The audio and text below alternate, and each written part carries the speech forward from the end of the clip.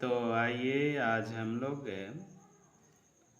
बरगाट के संस्कृत का द्वितीय पाठ का अध्ययन करेंगे, जिसका शीर्षक है संघे शक्ति। इस पाठ में कृदंत का ज़्यादा प्रयोग हुआ है। इसमें दिया हुआ है, आधुनिक युग की सबसे बड़ी समस्या लोगों में परस्पर अविश्वास, लोभ तथा महत्वाकांक्षा की है, जिसके कारण परिवार, समाज इत्यादि संस्थाओं का बहुत तेजी से विघटन हो रहा है। लोग संघ की शक्ति की उपेक्षा करके व्यक्तिवाद को बढ़ावा दे रहे हैं। इससे परिवार, समाज तथा राष्ट्र तक की सत्ता संदेह में पड़ गई है। प्रस्तुत पाठ में एक प्रसिद्ध लोक कथा के द्वारा संघ अर्थात मिलजुल कर रहने की महत्ता पर प्रकाश डाला गया है। तो आइए अब हम लोग देखें कि इस पाठ में मिलजुल कर रहने के लिए क्या प्रकाश डाला गया है। तो चलिए अब हम पाठ शुरू करते हैं। दिया है, अस्ति गंगयाः रमणीये तीरे पुष्कल नामको ग्रामः, यानी गंगा के रमणीय किनारे पर पुष्कल नाम का एक गांव है। तत्र बहुधन संपन्न हरिहरो नाम कृषकः, वहाँ बहुत धन से संपन्न हरिहर नाम के किसान है। कृषि कर्मणा तेन प्रभुता संपत्ति अर्जिता, कृषि कर्म से उसने बहुत सारा संपत्ति अर्जित किया है। ग्रामे तत्परिसरे च तेन महती प्रतिष्ठा संप्राप्ता, गांव में और अगल बगल के गांव में भी उनकी बहुत बड़ी प्रतिष्ठा प्राप्त है। तस्य चत्वारः पुत्रा भवन, उसके 4 पुत्र हुए। पितुः कार्ये सहायतां न अकुर्वन्, वे पिता के कार्य में सहायता नहीं करते। प्रत्युत्प्रस्थं नित्यं कलहायन्ते, बल्कि परस्पर यानी आपस में नित्यम कलहायन्ते यानी झगड़ा किया करते हैं। एकः कथयति, एक कहता है, तमेव पितादिकं मन्यते, तुम्हें पिताजी अधिक मानते हैं। तमेव तस्य विपुलां संपत्ति प्राप्यसि, इसलिए तुम ही ज़्यादा संपत्ति पाओगे। अपरः वदति, दूसरा बोलता है, तम अपि अतीव अलसः, तुम बहुत आलसी हो। कदापि किमपि हितकरम उपयोगी कार्यम न करोसि, कभी भी कोई हितकर कार्य और उपयोगी नहीं करते हो। तृतीयः तथैव विद्याध्ययनस्य निंदा करोति, तृतीया यानी तीसरा भी उसी प्रकार विद्याध्ययन की निंदा करता है। चतुर्थ विद्या अध्ययनाय पितु धन याचनां करोति, तदा तृतीय पितरम वारयति, और चौथा जो है विद्याध्ययन के लिए पिता से धन की याचना करता है, तब तीसरा उसे मना करता है। एवमेव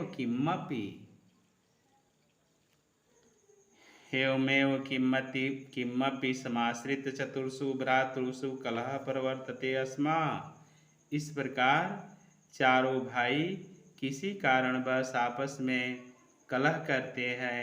अनेन बुद्धिमान पिता सततम चिंतितम तिष्ठति, इससे बुद्धिमान पिता हमेशा चिंतित रहते हैं। देखें अगले पैराग्राफ में क्या दिया हुआ है। तो चलिए देखते हैं अगले पैराग्राफ में दिया हुआ है, वृद्धः पिता स्वपुत्रान् कृषि कर्मणः संचलनाय भूयो भूयः प्रेरयति, किंतु सर्वे अपि अलसाः न शृण्वन्ति। वृद्धः पिता स्वपुत्रान्, यानी बुढ़ा पिता अपने पुत्रों को कृषि कर्मणः संचलनाय, कृषि कार्य के संचालन के लिए भूयो भूयः प्रेरयति, बार बार प्रेरित करता है। किंतु सर्वे अपि अलसाः न शृण्वन्ति, लेकिन सभी आलसी नहीं सुनते हैं।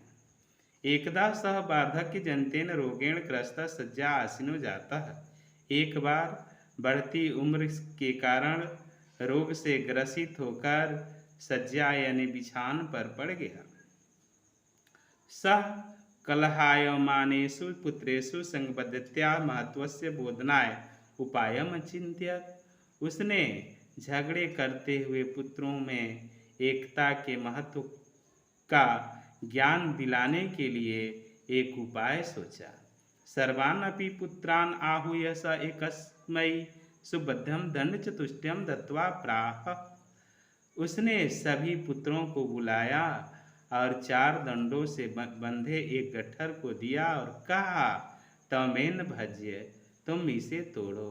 सह कथमपि भंकतुं न शक्नोति, वह किसी भी प्रकार से वह नहीं तोड़ पाया। तदा अपरः पुत्र तथैव आदिष्टः, इसके बाद दूसरे पुत्र को भी इसी तरह से आदेश दिया। देखें आगे क्या दिया हुआ है। तो आइए हम अगले पैराग्राफ का अध्ययन करेंगे।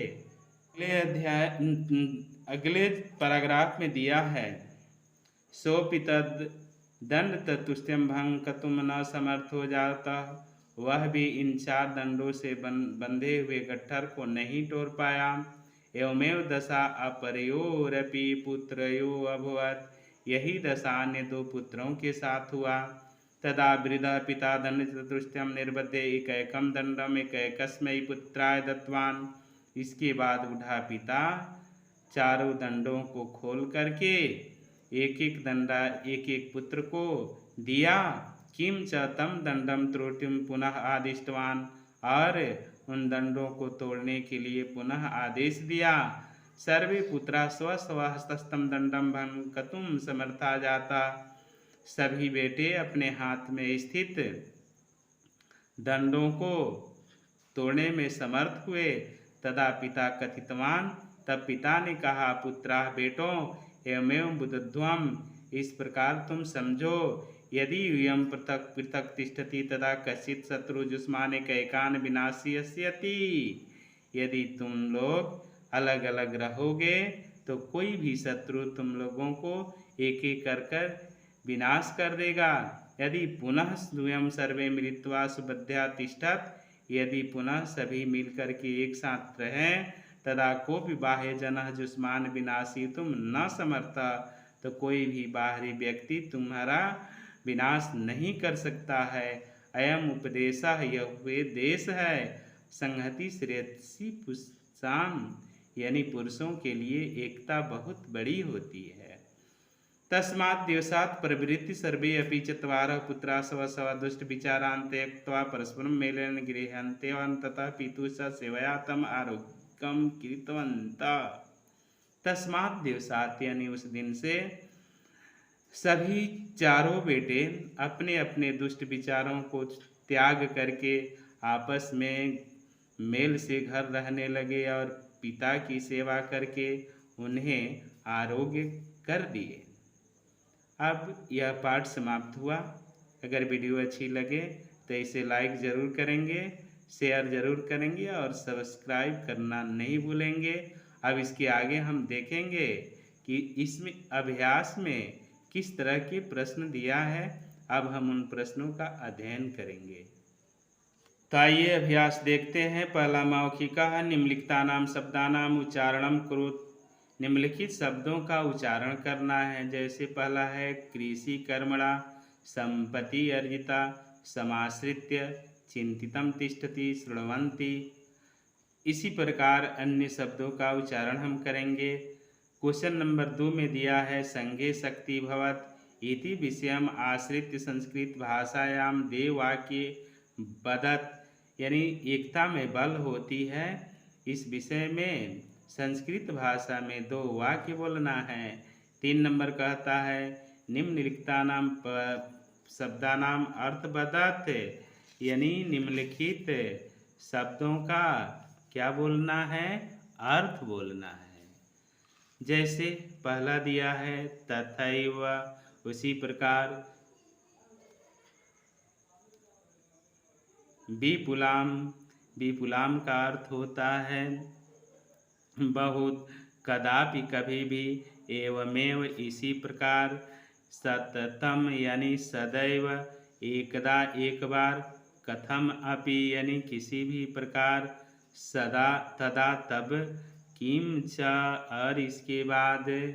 तो आगे देखते हैं आगे क्वेश्चन कौन सा दिया है। तो आइए हम देखते हैं, अगला है लिखित प्रश्न। प्रश्न संख्या 4 में दिया है, वाक्य निर्माणम कुरुत, वाक्य निर्माण करना है। पहला दिया है, पीतरम सह पीतरम वारयति ग्रामः, पुष्कल नाम को एकः ग्रामः अस्ति, कृषकः तत्र हरिहर नाम को कृषकः वसति, करोसि यानी तम किम करोसि एकदा, एकदा सः अत्र आगच्छत्, पिता पिता पुत्रेण सह गच्छत्, त्यक्त्वा जनाः धनं त्यक्त्वा न सुखी भवेत्। क्वेश्चन नंबर 5 में दिया है, संधि विच्छेद कुरुत यानी संधि विच्छेद करना है।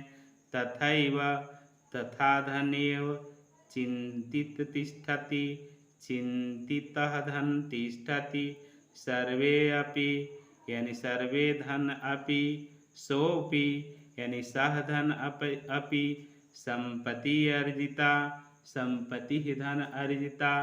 क्वेश्चन नंबर 6 में दिया है, मंजूषातः शब्दम चित्वा रिक्त स्थानानि पूरयत, यानी मंजूषा से शब्द चुन करके रिक्त स्थानों की पूर्ति करना है।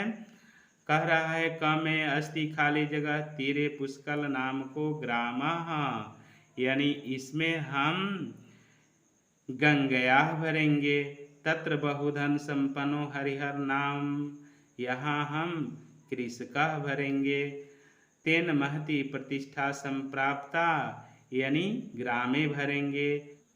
घ में दिया है, तस्य चत्वारः पुत्रा भवन, अंगा में दिया है, सर्वे अपि अलसाः न शृण्वन्ति, संहति श्रेयसी पुषाम, यानी च में हम संहति भरेंगे। क्वेश्चन नंबर 7 में दिया है, प्रकृत प्रत्ययम विभागम कुरु, दत्वा यानी दा धातु में अक्तवा प्रत्यय जोड़ने से बना है दत्वा, यानी दा धन अक्तवा। उसी तरह से जाता जन धातु में अक्त प्रत्यय जोड़ने से बना है जाता, सम आश्रित्य, इसमें सम धन आ, धन श्री, धन लयक, इन सबों के योग से समाश्रित्य बना है आहूय, इसमें आ और हवे धातु में लेप जोड़ने से आहूय बना है आदिष्टः, आ धन दीस, धन अक्त, आदिष्टः। अब हम देखते हैं क्वेश्चन नंबर 8 में, अधोलिखितानां प्रश्नानां उत्तरम पूर्ण वाक्येन लिखत, इन प्रश्नों का उत्तर जो है पूरे वाक्य में लिखना है। दिया है, पुष्कल नाम को ग्रामः कुत्र अस्ति, यानी पुष्कल नाम को ग्रामः गंगया तीरे अस्ति। अगला दिया है, कृषि कर्मणा केन प्रभुता संपत्ति अर्जिता, कृषि कर्मणा हरिहरेन प्रभुता संपत्ति अर्जिता, हरिहरस्य कति पुत्राः आसन्, हरिहरस्य चत्वारः पुत्राः आसन्, के अति अलसा आसन्, यानी हरिहरस्य चत्वारो पुरुषा अलसा आसन्। आगे दिया है, सर्वे पुत्रा सेवया कम आरोग्यम कृतवन्तः, सर्वे पुत्रा सेवया पितरम आरोग्यम कृतवन्तः। चलिए अब आगे देखते हैं, आगे कौन सा क्वेश्चन दिया है और उसका भी हम हल निकालते हैं।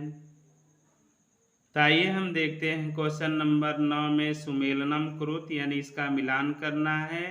दत्वा है यानी दाधन अक्तवा, ग्रस्त है, ग्रस्त में ग्रस्त धन अक्त, त्रोट्युतुम है यानी त्रुट धन ऋच धन तुमुन, भंगतुम है, भंज धन तुमुन, मिलित्वा है, मील धन अक्तवा होगा, आदिष्टः, आधन दिस धन अक्त।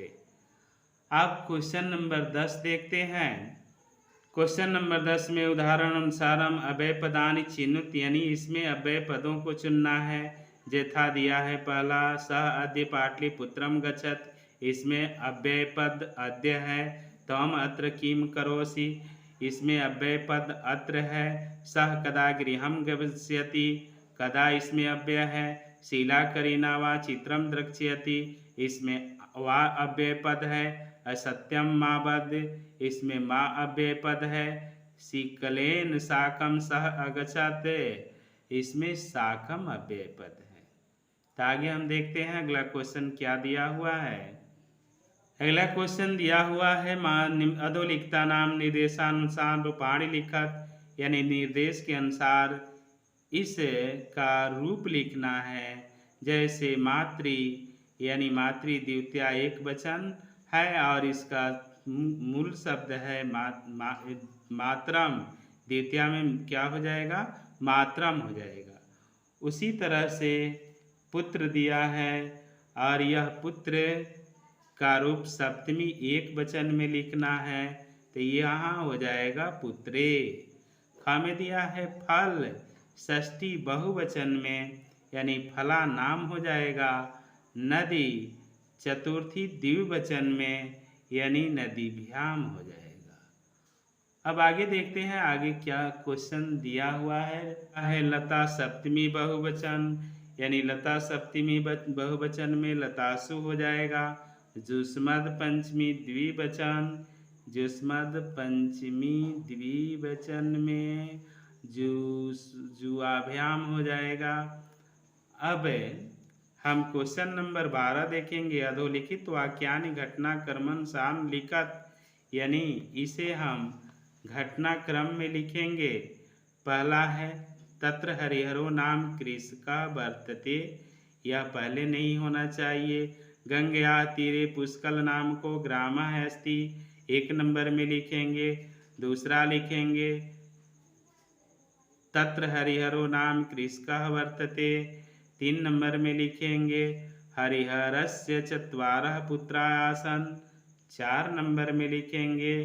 सर्वे पुत्रा अतीव अलसा आसन्, 5 नंबर में लिखेंगे। एकदा हरिहरः रोगग्रस्तः अभवत्, 6 नंबर में लिखेंगे।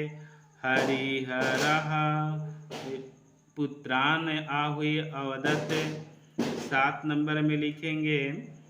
सर्वे पुत्रा दुष्टम। अगला और अंतिम क्वेश्चन दिया है मंजूषा उचितानि पदानि योजित्वा वाक्य निर्माणम कुरुत, यानी इसमें उचित पद को जोड़ करके वाक्य निर्माण करना है। सह गच्छति हो जाएगा, त्वं गच्छसि हो जाएगा, अहम गच्छामि हो जाएगा, ते गच्छन्ति हो जाएगा, वयम गच्छामः हो जाएगा और यूयम गच्छत हो जाएगा, तौ गच्छतः हो जाएगा, अवाम गच्छावः हो जाएगा। इसी के साथ प्रश्नोत्तर भी समाप्त हुआ। पुनः मिलेंगे अगले वीडियो में। इसके बाद आपको एक नया चैप्टर के साथ हम पुनः मिलेंगे। तब तक के लिए अलविदा।